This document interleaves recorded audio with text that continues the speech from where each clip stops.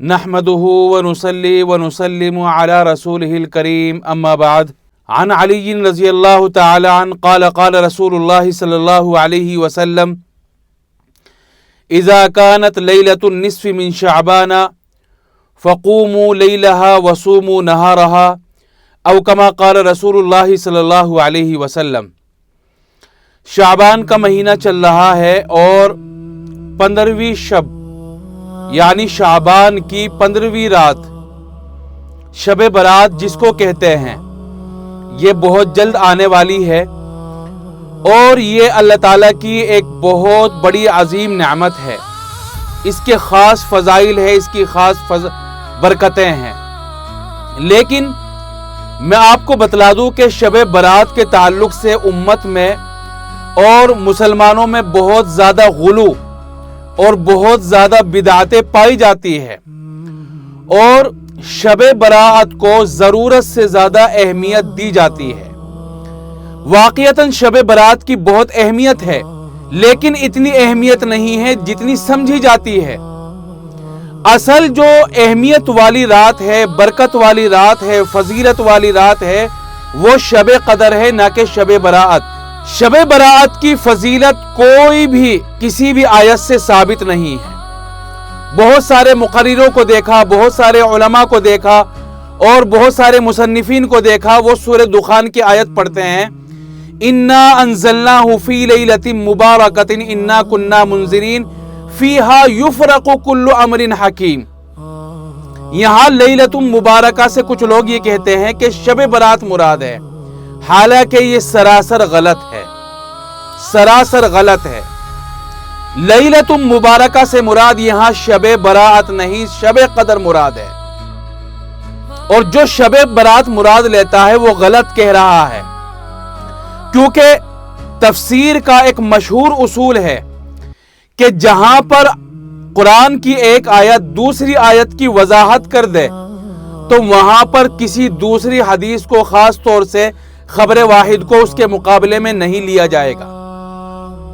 और हम देखते हैं कि यही मजमून जो सूरह दुखान में है वो सूरह कदर में भी आया है, इन्ना अंज़लनाहु फ़ी लैलतिल क़द्र वमा अदराका मा लैलतुल क़द्र लैलतुल क़द्रि खैरुम मिन अल्फ़ि शहर तनज़्ज़लुल मलाइकतु वर्रूहु फ़ीहा बिइज़्नि रब्बिहिम मिन कुल्लि अम्र।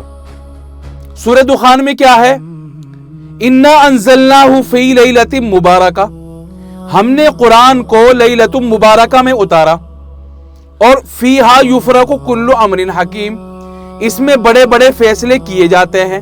बिल्कुल यही सेम जो मजमून है इस आयत में भी आ गया, इन्ना अंज़लनाहु फ़ी लैलतिल क़द्र, और हमने इसको लैलतुल क़द्र में उतारा, तनज़्ज़लुल मलाइकतु वर्रूहु फ़ीहा बिइज़्नि रब्बिहिम मिन कुल्लि अम्र, कि इसमें फरिश्ते बड़े बड़े मामलात को लेकर उतरते हैं। तो जब सूरह दुखान की आयत से जो लैलतुम मुबारका है उसकी तफसीर यहां आ गई, तो फिर वहां शब बरात मुराद लेने की क्या जरूरत है? तो ये क्या कुरान के साथ नाइंसाफी नहीं है? क्या ये कुरान में तहरीफ नहीं है? तो पूरे कुरान में शब कदर का जिक्र है, शब बरात का जिक्र नहीं है।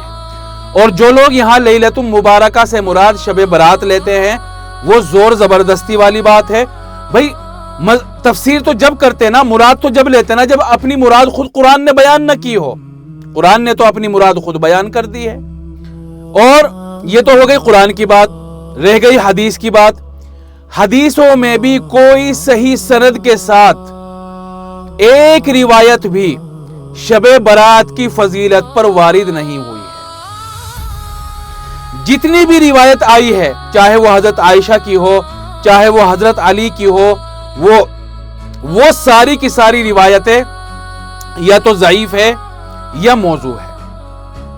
हाँ, एक रिवायत को सही इब्न हिब्बान में नकल करके उसको सही कहा, लेकिन वो सही कहने वाले उस रिवायत को, हजरत आयशा की रिवायत को, सिर्फ एक आदमी है। ज़ईफ कहने वालों की तादाद तो एक लातादाद है, उनकी कोई गिनती नहीं है, और सही कहने वाले एक है। तो बतलाइए आप पूरी जमात के पीछे जाएंगे कि या एक आदमी के पीछे जाएंगे? تو صحیح بات یہ ہے کہ اس میں صحیح سند والی کوئی روایت بھی نہیں ہے، اور جس روایت کو صحیح کہا گیا شب برات کی فضیلت کے بارے میں، اس کو صحیح کہنے والے اکے دکے ہی ہیں۔ اکثر فقہا اور محدثین ایسی روایات کو جس میں شب برات کا ذکر آیا ہے یا تو ضعیف کہتے ہیں یا موضوع کہتے ہیں۔ ہاں یہ بات ضرور ہے کہ اس میں جو روایات آئی ہے وہ بہت آئی ہے، 6-7 صحابی شب برات کی حدیثوں کو نقل کرتے ہیں، تو اس طریقے سے تمام طرق کو اکٹھا کرنے سے وہ حسن بن جاتی ہے۔ تو اب خلاصہ یہ نکلا کہ واقعتاً شب برات کی فضیلت ثابت ہے، اور قرآن سے ثابت نہیں، حدیث سے ثابت ہے، اور جن احادیث سے ثابت ہے وہ یا تو حسن ہے، حسن لغیرہ ہے، یا وہ ضعیف ہے، اور کچھ علماء نے بعض روایت کو صحیح بھی کہا ہے۔ تو نہ تو مکمل طور پر انکار کیا جا سکتا شب برات کا، اور نہ اس کو اتنی اہمیت دی جا سکتی جیسا کہ شب قدر کو۔ بھائی شب قدر کی فضیلت تو قرآن سے ثابت ہے، اور شب برات کی فضیلت اچھی طرح حدیث سے بھی ثابت نہیں ہے، مطلب صحیح روایت بھی ڈھونڈ ڈھونڈ کے ایک آدھی ہی ملے گی۔ اکثر روایتیں حسن ہے، حسن کے درجے کو پہنچی ہوئی ہے۔ تو اب بتلائیے، ہمارے یہاں شب قدر کو اتنی اہمیت نہیں دی جاتی جتنی شب برات کو۔ اجتماع ہو رہا ہے، جلسے ہو رہے ہیں، آن لائن پروگرام ہو رہے ہیں، دیگیں اتر رہی ہے، رات کو عورتیں اور مرد اکٹھی نماز پڑھ رہی ہے، 100 رکعات ہو رہی ہے، اس میں سورہ اخلاص، اس میں یہ سورت پڑھ رہی ہے، اس میں یہ سورت پڑھی جا رہی ہے۔ یہ ساری کی ساری چیزیں غلط ہے، بدعت ہے، اور حدیث کے خلاف ہے۔ اچھا بعض لوگ اس میں بہت زیادہ جو ہے انکار پر اتر جاتے ہیں، وہ کہتے ہیں کہ نہیں جی بدعت ہے، شب برات نام کی کوئی چیز ہے نہیں، تو ان لوگوں کا بھی یہ قول غلط ہے۔ بہت زیادہ اہمیت دینا یہ بھی غلط ہے، اور بالکل انکار کر دینا یہ بھی غلط ہے، کیونکہ بھائی صحابہ کے حضور سے بھی شب برات کی فضیلت ثابت ہے، صحابہ کے دور میں بھی تھا، اور تابعین اور آج تک چلا آ رہا ہے۔ چنانچہ حضرت عائشہ نے شب برات کی فضیلت نقل کی، ان سے روایت منقول ہے، حضرت معاذ ابن جبل سے، حضرت علی رضی اللہ تعالیٰ عنہ سے، حضرت ابو ثعلبہ سے، عبداللہ ابن عمر سے، حضرت ابو موسیٰ اشعری سے، اتنے سارے صحابہ سے شب برات کی فضیلت ثابت ہے، احادیث منقول ہے۔ اس کا مطلب ہے کہ بھئی فضیلت ہے، تبھی تو اس کی فضیلت ثابت ہوئی۔ ایک صحابی نہیں، 2 صحابی نہیں، 6-7 صحابی سے اس کی فضیلت ثابت ہے۔ اور اگر ہر ایک کی یہ مان لو کہ ہر ایک ضعیف ہے، لیکن ان صحابی سے اتنے طرق سے یہ روایات پہنچی ہے کہ وہ حسن کے درجے کو پہنچ جاتی ہے، تو آخر میں جو صحیح فیصلہ کیا ہے وہ امام ابن تیمیہ نے کہ بھائی بہت زیادہ اہمیت بھی نہیں دینی اور بالکل انکار بھی نہیں کرنا، جیسا کہ رسول اللہ صلی اللہ علیہ وسلم سے ثابت ہے اس طریقے سے عبادت کرنی ہے، شب برات کو اس کے درجے پر اور مقام پر رکھنا ہے۔ چنانچہ کئی روایات میں شب برات کی فضیلت ثابت ہوتی ہے۔ ایک تو یہی حضرت علی رضی اللہ تعالیٰ عنہ کی روایت جو میں نے خطبے میں پڑھی تھی، حضرت علی رضی اللہ تعالیٰ عنہ نبی کریم صلی اللہ علیہ وسلم سے نقل کرتے ہیں کہ جب شعبان کی 15ویں رات آئے تو رات کو عبادت کرو، اور اگلے دن یعنی 15ویں تاریخ کو روزہ رکھو۔ جو رات 14 اور 15 کے بیچ میں ہے اس میں تو عبادت کرو، فقوموا لیلہا، اور اگلے دن یعنی 15ویں شعبان کو روزہ رکھو۔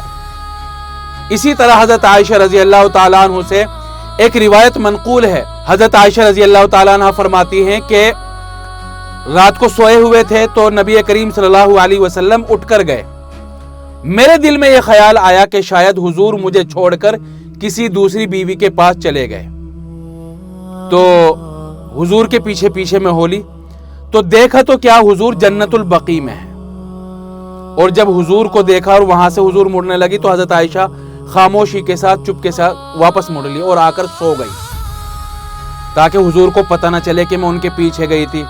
لیکن جب حضور آئے تو دیکھا حضرت عائشہ کا سانس پھولا ہوا ہے، تو حضور سمجھ گئے کہ میرے پیچھے آئی تھی اور اس کو کوئی غلط فہمی ہوئی ہے۔ تو حضور اکرم صلی اللہ علیہ وسلم نے حضرت عائشہ سے ارشاد فرمایا کہ اللہ اور اس کا رسول تیرے ساتھ ناانصافی کرے گا؟ ایسا نہیں ہے۔ آج 15ویں شعبان کی رات ہے اور آج کی رات اللہ تعالیٰ آسمان دنیا پر تشریف لاتے ہیں، اور جتنا قبیلہ بنو کلب کی بکریاں ہیں ان بکریوں کے بالوں کے برابر بلکہ ان سے بھی زیادہ اللہ تعالیٰ لوگوں کی مغفرت کرتے ہیں۔ حضور کے زمانے میں اور اس زمانے میں عرب میں بکریاں رکھنے کا ماحول تھا اور مزاج تھا، تو ہر آدمی کے یہاں 500، 1000، کئی 1000، 2000 اس طرح بکریاں ہوا کرتی تھی۔ لیکن ایک قبیلہ تھا، قبیلہ بنو کلب، ان کے یہاں تو اور بھی زیادہ تھی، اور عرب میں ان کی بکریاں مشہور تھی کہ بھئی بنو کلب تو بہت زیادہ بکریاں رکھتے ہیں۔ بکریاں تو سبھی رکھتے تھے لیکن بنو کلب کچھ زیادہ ہی رکھتے تھے۔ تو مثال دے کے اللہ کے رسول صلی اللہ علیہ وسلم نے ارشاد فرمایا کہ اللہ تعالیٰ اس رات میں بنو کلب کی بکریوں کے بالوں سے بھی زیادہ مغفرت فرماتے ہیں، اور میں جنت البقیع میں جو لوگ دنیا سے گزر چکے ہیں ان کے لیے مغفرت کی دعا کرنے گیا تھا۔ تو اب خلاصہ یہ نکلا کہ 15ویں شعبان میں یعنی رات میں عبادت بھی کرنی چاہیے اور اگلے دن روزہ رکھنا بھی چاہیے۔ لیکن ایک بات اور بتلا دوں کہ 15ویں شعبان کی رات کو عبادت کرنا اور اگلے دن روزہ رکھنا نہ سنت ہے، نہ فرض ہے، نہ واجب ہے، صرف مستحب کہہ سکتے ہیں۔ یہ کہہ سکتے ہیں کہ بھئی ہاں بہتر ہے۔ اگر کوئی رات کو عبادت نہیں کرتا یا اگلے دن روزہ نہیں رکھتا تو اس کو ملامت نہیں کی جائے گی، برا بھلا نہیں کہا جائے گا، بھئی یار کیسا آدمی، روزے بھی نہیں رکھا، عبادت بھی نہیں کی۔ ہاں رکھ لے گا تو اچھی بات ہے۔ تو 15ویں شعبان میں رات میں عبادت کرنا نہ سنت ہے، نہ فرض ہے، نہ واجب ہے، صرف مستحب ہے۔ اسی طرح اگلے دن روزہ رکھنا، جیسا کہ حضرت علی رضی اللہ تعالیٰ عنہ کی روایت آئی ہے۔ اب یہاں یہ بات ہے کہ جب اتنی حدیثیں واضح ہے، صاف صاف حدیث میں آ رہا ہے، تو کچھ لوگ اس کا انکار کیسے کر دیتے ہیں؟ شب برات کو انہوں نے بدعت کیسے کہہ دیا؟ وہ شب برات کا انکار کیسے کرتے ہیں جب حضرت علی کی بھی روایت ہے، حضرت عائشہ کی بھی روایت ہے، حضرت معاذ ابن جبل کی بھی روایت ہے؟ تو کچھ علماء اس کا انکار کیسے کرتے ہیں؟ اصل میں اختلاف شروع ہوا تابعین کے زمانے سے۔ شب برات کی اہمیت تو سب کے یہاں مسلم تھی، صحابہ کے یہاں بھی، تابعین کے یہاں بھی، لیکن اختلاف ہوا تابعین میں۔ کون سے تابعین؟ جو اہل مدینہ تھے اور اہل شام، ان دونوں میں اختلاف ہوا۔ اختلاف کی وجہ کیا رہی؟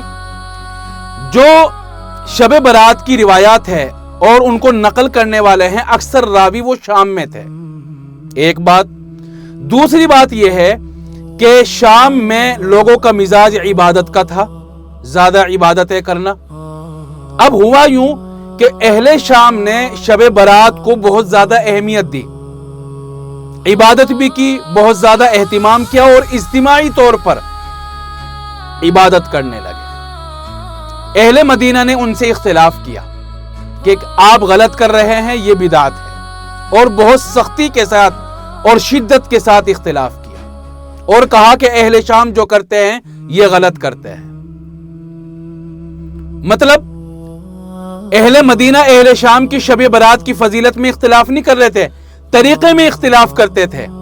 اہل مدینہ یہ کہتے تھے کہ بھئی انفرادی طور پر عبادت کرو، اجتماعی طور پر عبادت نہ کرو، اور اس کو بہت زیادہ اہمیت نہ دو، نارمل رکھو۔